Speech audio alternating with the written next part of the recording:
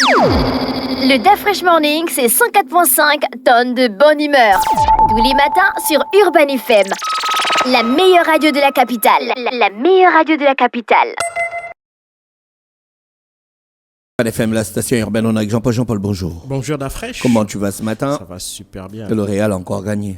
Ouais, le Real a encore Ça, c'est la Coupe du Roi. Oui, c'est la Coupe du Roi. Donc, en fait, les gars, ils ont un stock de compétition par an. Énormément. La Champions League, ils en ont énormément. Coupe C'est ce qui fait même dire que, évidemment, ça a un effet forcément sur la santé des joueurs. Parce qu'aujourd'hui, les joueurs, comme ils jouent de plus en plus de compétition, ça raccourcit aussi, si tu vois bien les carrières des joueurs. Parce que pourtant, on voit que les joueurs durent de plus en plus sur le terrain. On a des gars comme Cristiano Ronaldo qui sont déjà dans la quarantaine. Modric aussi. Il y en a très très peu. Quand on regarde en proportion, il y en a très très peu. Oui. Aujourd'hui, dans le football de haut niveau, dès lors que vous atteignez les 32-33 ans, on commence à vous pousser vers le garage, vers la sortie.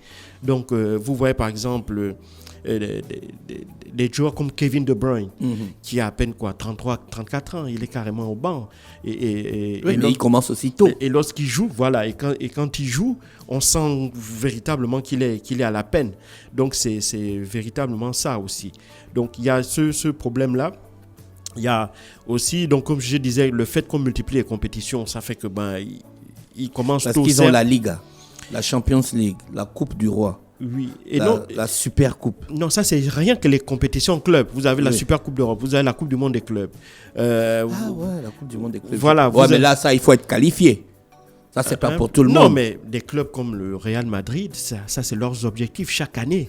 C'est-à-dire qu'ils veulent jouer toutes ces compétitions-là. Ils ne viennent pas pour dire qu'on joue seulement le championnat et puis on est juste qualifié pour la Ligue des Champions et puis point barre. Il y a des clubs comme Brest qui jouent que la Coupe de France et puis le championnat français. Oui, eux, leur objectif, c'est de jouer et puis d'être qualifié et d'être qualifié le club de René Brest. D'être qualifié dans une compétition européenne. Est-ce que tu vois? Ouais. Donc, c'est un peu ça leur... Attends, je le dis. Le brin d'histoire nous emmène où ce matin? Bon, on va précisément le 27 février 1920. Non, le 27 février 1918, pour être plus clair. Puisque c'est cette date-là où la Cour suprême des États-Unis avait validé le 19e amendement. Alors, le 19e amendement accorde le droit de vote à tous les Américains sans restriction de sexe. C'est différent de restriction de race, sans restriction de sexe. Ça veut donc dire que les femmes, on accorde le droit de vote à toutes les femmes. Mais attention, dans le contexte de 1918, c'était accorder le droit de vote à toutes les femmes blanches. Parce que cet amendement-là, évidemment, ne concernait pas les femmes noires ou les femmes issues des minorités. Tout simplement parce que dans certains États, notamment des États du sud des États-Unis, il y avait encore la ségrégation qui était en place. Mais il faut savoir que le droit de vote aux États-Unis, jusqu'à ce que le président Woodrow Wilson propose ce 19e amendement, c'était en janvier 1918, la question du vote des femmes aux États-Unis était une question qui était légiférée au niveau des États. C'est-à-dire que ce sont les États qui eux-mêmes décidaient s'ils pouvaient accorder le droit de vote aux femmes ou pas. Et maintenant, donc, on avait un large éventail de droits qui étaient accordés aux femmes selon l'état dans lequel elles se trouvaient. Vous aviez par exemple dans l'ouest des États-Unis où là-bas de manière majoritaire les femmes blanches avaient accès au droit de vote. Quand je dis le droit de vote, ça dépendait aussi des élections. Oui. Il y avait des élections au niveau fédéral, il y a des élections au niveau local. Donc dans les États situés à l'ouest des États-Unis, on voyait que les femmes avaient le droit de vote pour toute forme d'élection, qu'elle soit nationale ou locale. À l'Est, c'était un peu plus nuancé.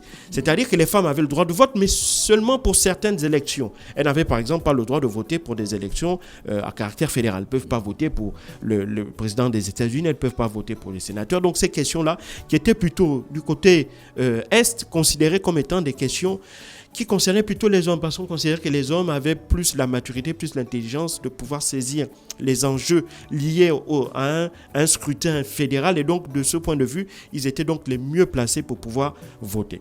Au sud, par contre, les femmes n'avaient absolument pas le droit de vote. Parce que là-bas aussi, un peu comme les États de l'Est, et bien là-bas, ils considéraient totalement que la femme n'avait pas son rôle dans un bureau de vote et encore moins pour y glisser une enveloppe dans une urne. Parce qu'ils considéraient que le rôle d'une femme, c'était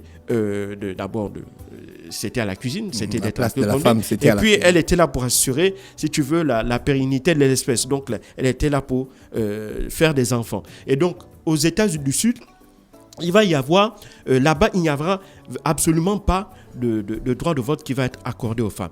Et donc, le président Woodrow Wilson va aussi, du fait à la fin de la Première Guerre mondiale, il va bien entendu être conscient d'une chose, c'est que le rôle de la femme aura évolué dans la société américaine. Ensuite, ça va se diffuser dans la société européenne, mais on ne le verra qu'après la Seconde Guerre mondiale. Or, durant la Première Guerre mondiale, qu'est-ce qui s'est passé? Eh bien, pour répondre à l'effort de guerre dont avait besoin l'Europe, parce qu'il faut savoir que le grand pourvoyeur d'armes des pays européens qui avaient remporté la guerre, donc l'Angleterre et le Royaume-Uni, eh ben, c'était les États-Unis. Et donc, les États-Unis vont devenir à l'issue de cette Première Guerre mondiale, vont devenir la première puissance économique et militaire du monde. Et donc, pendant cette période-là où l'économie américaine va passer en économie de guerre, eh ben, on va massivement faire appel à la main-d'œuvre féminine pour justement relayer le manque de bras masculins, parce qu'une partie des hommes va être envoyée notamment au front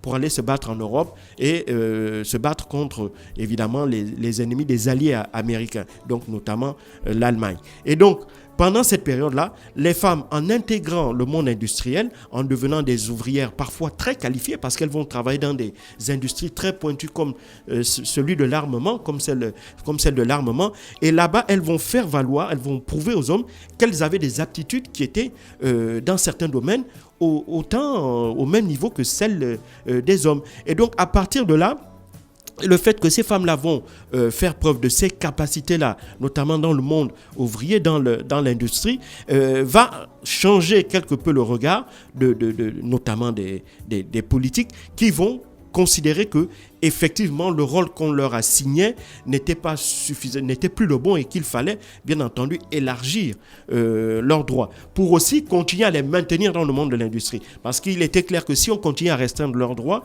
si on continue à vouloir les cantonner à des rôles secondaires dans la société, eh ben il était clair que ces femmes-là pouvaient du jour au lendemain décider de quitter les usines et de repartir tranquillement s'occuper de leur foyer dans les maisons. Et donc ça, évidemment, pour le business, ce n'était pas bon, parce qu'on avait véritablement conscience qu'il y avait là une main-d'œuvre qu'on pouvait utiliser à souhait. Et donc, c'est à partir de là que va naître chez les hommes politiques l'idée de généraliser en quelque sorte ce droit de vote aux femmes, principalement d'abord aux femmes blanches. Et c'est ainsi que le président Woodrow Wilson va donc introduire en janvier 1918 le 19e amendement. Ce 19e amendement qui sera promulgué après la validation par la Cour suprême le 27 février 1918, ce 19e amendement sera promulgué le 18 août 1920. Cependant, il faut savoir que cette généralisation du droit de vote contenait toujours des mesures discriminatoires, notamment concernant les minorités, les femmes indiennes, les femmes noires, les femmes qui étaient étrangères, mais qui étaient, même si elles étaient mariées à l'américain, elles n'avaient pas le droit. Donc, il y avait tout un éventail de femmes qui, malheureusement, dès la promulgation de ce 19e amendement, le 18 août 1920, restaient quand même en marge de ce droit politique-là. Elles n'avaient toujours pas accès au droit de vote. Ce n'est qu'à partir de 1929 que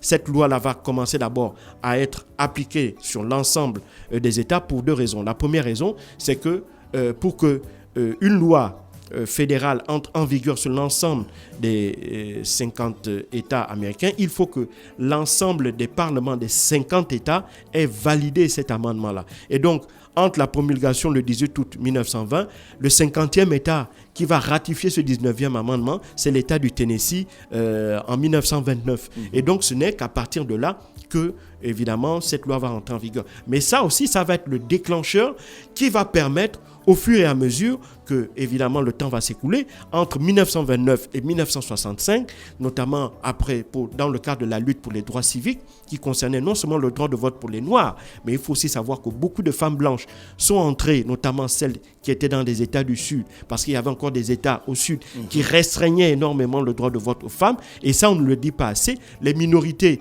quand vous avez la lutte de Martin Luther King pour la lutte pour les droits civiques, dans les droits civiques, il n'y avait pas que les hommes et des femmes noires, il y avait aussi les minorités, dont certaines femmes blanches dans des États du Sud, qui n'avaient pas accès à certains de leurs droits, donc notamment le vote, de la participation à certains types de scrutins. Et donc ces femmes-là aussi vont porter ce combat-là pour l'égalité des droits civiques aux côtés des associations des Noirs qui étaient encadrées par des personnalités telles que Martin Luther King Jr. Et c'est donc durant ces décennies-là, entre 1930 et 1965, donc durant près de 35 ans, que petit à petit, ces restrictions-là vont être levées pour aboutir au phénomène que l'on observe aujourd'hui, c'est qu'aux États-Unis, il n'y a plus de restrictions, quelles qu'ils soient, pour des raisons raciales ou sexuelles, à accéder évidemment au droit de vote.